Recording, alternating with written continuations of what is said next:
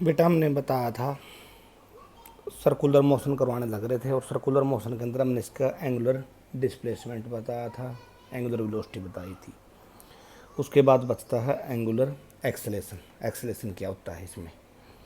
देखिए, जो हमने बताया था सबसे पहले ओमेगा, वो D theta upon d T आया था। थीटा क्या था? यहाँ एंगुलर डिस्प्लेसमेंट था। यूनिट क्या बन गया इसका? रेडियन पर क्या बन गया? सेकंड। अगर आप अल्फा की बात करते हैं तो अल्फा क्या होता है? Angular acceleration. देखो बताएंगे क्या होता है ये क्या हुआ बोलो? D omega upon d t. Omega word आ गया, d omega upon d t. तो रेडियन पर क्या आ गया? सेकंड का स्क्वायर, इनकी एक एक्स्ट्रा और लग गया। अब देखो बनते कैसे हैं, क्या होता है ये? इसमें लिख रखा है यूनिफॉर्म और नॉन यूनिफॉर्म, तो दोनों के बारे में बताएंगे कि क्या होता है। देखो ये अगर कोई ऑब्जेक्ट ऐसे मूव करने लग रहा है, हालांकि जब आप पिछली वीडियो देखेंगे आमतौर पर बुक वगैरह में हम ऐसे ही शो करते हैं, लेकिन ऐसा कोई ज़रूरी नहीं होता। आप इस मोशन को ऐसे भी डिफाइन कर सकते हैं, इनके करो बननी चाहिए, ऐसे आप करो भी बना सकते हैं। देखिए इसके अंदर क्या करेंगे आप, यहाँ जैसे पॉइंट हो गया आपका। अब दो तरह की बातें आ गई यहाँ, एक वेक्टर ये लग गया, एक वेक्टर ये लग गया। बात करेंगे एक्सेलेरेशन की, क्यों? क्योंकि मैंने आपको एंगुलर वेलोसिटी उस दिन बता दिया था। तो दो तरह की बेटा एंगुलर एक्सेलेरेशन होती हैं। एक तो हो गया ये, इसको बोलते हैं ए टी, टेंजेंशियल एक्सेलेरेशन। और जो अंदर की तरफ होती है इसको बोलते हैं ए आर, रेडियल एक्सेलेरेशन। दो वर्ड आए यहाँ अभी तक, क्या क्या? एक तो आ गया ए टी, और इसको क्या बोलेंगे? Tangential acceleration. और दूसरा क्या है बेटा? ए आर, इसको क्या बोलेंगे? Radial acceleration. देखो दोनों के काम अलग अलग होते हैं। जो ए टी होती है ना, जो टेंजेंशियल एक्सेलेरेशन होती है, देखो यहाँ ये देखो, जैसे पार्टिकल कोई यहाँ चला गया, फिर जैसे एम मास का कोई पार्टिकल है, पहले यहाँ आया, फिर यहाँ, फिर यहाँ, फिर यहाँ, तो इस पॉइंट के ऊपर ये ऐसे आ जाएगी, और ये तो पता ही तुम अंदर की तरफ रहेगा, फिर इस पॉइंट के ऊपर, इस पॉइंट के ऊपर ऐसे चेंज होती रहेगी। तो जो ए टी होती है ना, जो टेंजेंशियल एक्सेलेरेशन होती है ना, ये हर पॉइंट के ऊपर जो है ना स्पीड को क्या करती है? चेंज करेगी भी और नहीं भी करेगी। तो लीनियर वेलोसिटी की जो स्पीड होती है ना, लीनियर वेलोसिटी कह लो, ठीक है, लीनियर वेलोसिटी का जो स्पीड होता है ना, उसको कौन बताएगा? ए टी बताएगा। हर पॉइंट के ऊपर यहाँ यहाँ क्या होता रहेगा? ये चेंज होगा भी और नहीं भी होगा। और जो ए आर, जो रेडियल होता है ना, रेडियल रेडियल जो एक्सेलेरेशन होता है ना बेटा, वो ऑलवेज देखो यहाँ पार्टिकल की तरफ, तो यहाँ इस पॉइंट से देखो ये अंदर की तरफ ऐसे होगा, फिर दूसरा पार्टिकल लेना, वो अंदर की तरफ होगा। तो जो रेडियल एक्सेलेरेशन होता है ना, वो क्या बताता है? Direction of the particle. तो 10वीं क्लास तक जो आपने पढ़ा, वो सिंपल एक वर्ड पढ़ दिया था कि आपने एक्सेलेरेशन, और वो क्या पढ़ा था? The rate change of velocity. लेकिन यहाँ पर जो है ना एक वर्ड आ गया, क्या क्या वर्ड आ गया? कि रेडियल और टेंजेंशियल दो तरह की एक्सेलेरेशन आएंगी। जो टेंजेंशियल एक्सेलेरेशन आएगा वो स्पीड के बारे में बताएगा, और जो रेडियल है वो किसके बारे में बताएगा? डायरेक्शन के बारे में बताएगा। अब देखो दोनों में कोई सिमेट्री बनती है। देखिए यहाँ अगर नेट बताना पड़ जाए आपको, जैसे पॉइंट हो गया, ये हो गया आपका कौन सा बेटा?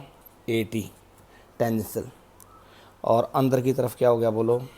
क्या हो गया? A R.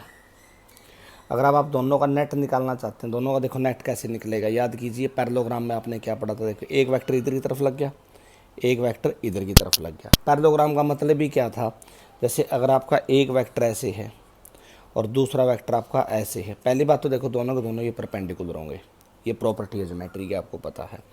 एक अगर इधर की तरफ हो गया और एक वेक्टर इधर की तरफ हो गया, तो बोलो यहाँ ये लाइन बोलो प्रोड्यूस करेंगे या नहीं करेंगे? बोलो यार, ये क्या बनता है बोलो? दोनों का रिजल्टेंट बनेगा। क्या बनेगा बेटा? दोनों का रिजल्टेंट। तो ए टी इधर की तरफ और ए आर इधर की तरफ, तो बोलो क्या बनेगा? यहाँ क्या बनेगा दोनों का? इसको आप मिला देंगे ऐसे, या इसको मिला दो, बोलो कौन सा ला बन गया? ये पैरेललोग्राम ला बन गया। तो जो ये ए वर्ड आया, ए, बोलो क्या लिखेंगे? 90 है, तो क्या आएगा? ए टी का स्क्वायर प्लस में क्या आएगा? ए आर का स्क्वायर। ए टी का स्क्वायर प्लस में क्या आएगा? ए आर का स्क्वायर। और डायरेक्शन बताने के लिए ए जो है ना, आप देखो मैग्नीट्यूड लिया मैंने इसका।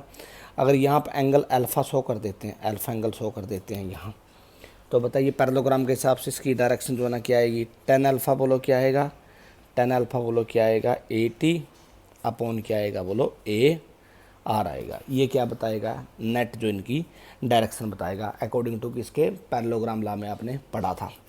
तो यहाँ तक आपने पढ़ा तो सिंपल सा थोड़ा सा बस क्या कि जो सर्कुलर मोशन होता है ना उसके अंदर एक्सेलरेशन दो जगह बढ़ती है, क्या क्या, टेंजेंशियल में जो अकॉर्डिंग टू टेंजेंट होती है जो स्पीड के बारे में बताती है, और दूसरा होता है बेटा क्या, दूसरा क्या है आपका रेडियल एक्सेलरेशन जो किसके बारे में बताएगा, डायरेक्शन के बारे में। जो नेट आया तो नेट दोनों का क्या ले लेंगे, रिजल्टेंट। वो ऐसे ही हो गया जैसे देखो आपने पैरेललोग्राम में पढ़ा था, a square plus b square plus 2ab cos theta की जगह वो कौन सा वर्ड आया 90, क्यों, क्योंकि एक दूसरे के ऊपर क्या है परपेंडिकुलर, और कोस 90 की वैल्यू क्या हो जाएगी, 0 हो जाएगी। अब रिजल्ट देखिए इनके दोनों के, देखो जो आप न्यूमेरिकल वगैरह में यूज करेंगे, एक 80 जो टेंजेंशियल एक्सेलरेशन होती है ना वो होता है आर अल्फ़ा, 80 क्या होता है बेटा आर अल्फ़ा। देखो ये अल्फ़ा जो वर्ड आया ना, अब तीसरा वर्ड आ गया देखो अल्फ़ा, और अल्फ़ा रिप्रेजेंट करता है एंगुलर एक्सेलरेशन को। मैं आपको बताता हूँ, देखो मैंने शुरू में लिखा था एंगुलर एक्सेलरेशन को, तो यहाँ तो तीन वर्ड आ गए, 80 देखो इसके साथ आ गया यहाँ, 80 यहाँ देख लो, चलो 80 इसके साथ आ गया, ए आर इसके साथ आ गया, तो अल्फ़ा कहाँ जाएगा फिर, याद कीजिए अच्छे तरह से जो मैंने पिछली वीडियो में बताया था। जब भी आप जो है ना सर्कुलर मोशन की बात करते हैं तो ऐसे आप जो है ना अगर एंटी क्लॉकवाइज डायरेक्शन में मोशन है, कोई पार्टिकल ऐसे चलने लग रहा है, तो आपको याद कीजिए सेंटर के ऊपर ही जो है ना क्या आया था, यहीं क्या आई थी एंगुलर वेलोसिटी आई थी। हालांकि देखो यहाँ थीटा बनाया था हमने, लेकिन उसकी जो डायरेक्शन बताई थी वो क्या बताई थी अप।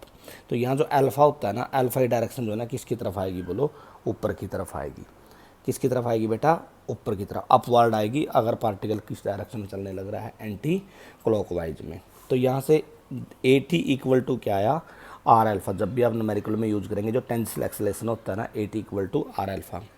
और जो रेडियल होता है ए आर, वो किसके इक्वल होता है, ए आर रेडियल वो होता है बेटा वी स्क्वेयर अपॉन क्या आ गया, वी स्क्वेयर अपॉन क्या आएगा आर आएगा, वी स्क्वेयर अपॉन आर, ठीक है, जो रेडियल। आल्सो वी जो आपको बताया था क्या आता है बोलो, वी इक्वल टू क्या होता है बोलो आर ओमेगा। तो आप बोलो वी की जगह ये भी पुटअप कर सकते हैं, आर ओमेगा का स्क्वेयर अपॉन आर, तो आर का स्क्वेयर ओमेगा का स्क्वेयर अपॉन आर, एक आर से आर कैंसिल, तो क्या बच गया आर ओमेगा का स्क्वेयर, ठीक है, आर ओमेगा का स्क्वेयर। तो दूसरा जो आप किसकी जगह ले सकते हैं बेटा, ए आर की जगह ले सकते हैं आप, ठीक। अब इसकी देखो कुछ प्रॉपर्टियां पढ़ते हैं, चलो। अगर मान लीजिए आप सर्कुलर मोशन की बात करने लग रहे हैं, ये देखो थोड़ा ध्यान से समझना बेटा, ये अगर मान लीजिए कोई पार्टिकल ऐसे चलने लग रहा है, स्ट्रेट लाइन में चलने लग रहा है, देखो ऐसे पार्टिकल चलने लग रहा है, जब पार्टिकल ऐसे चलेगा तो सीधी साफ सी बात है, देखो स्ट्रेट लाइन हो गई ऐसे, तो इसके अंदर जो ए आर है ना वो तो क्या हो गया, जीरो हो गया, रेडियल क्या हो गया, जीरो हो गया, क्यों, क्योंकि इसकी क्या नहीं बदलने लग रही भाई, डायरेक्शन नहीं बदलने लग रही, स्ट्रेट जाने लग रहा है। और जो ए टी है ना, जो टेंजेंशियल है ना, वो जीरो भी हो सकता है और नहीं भी हो सकता।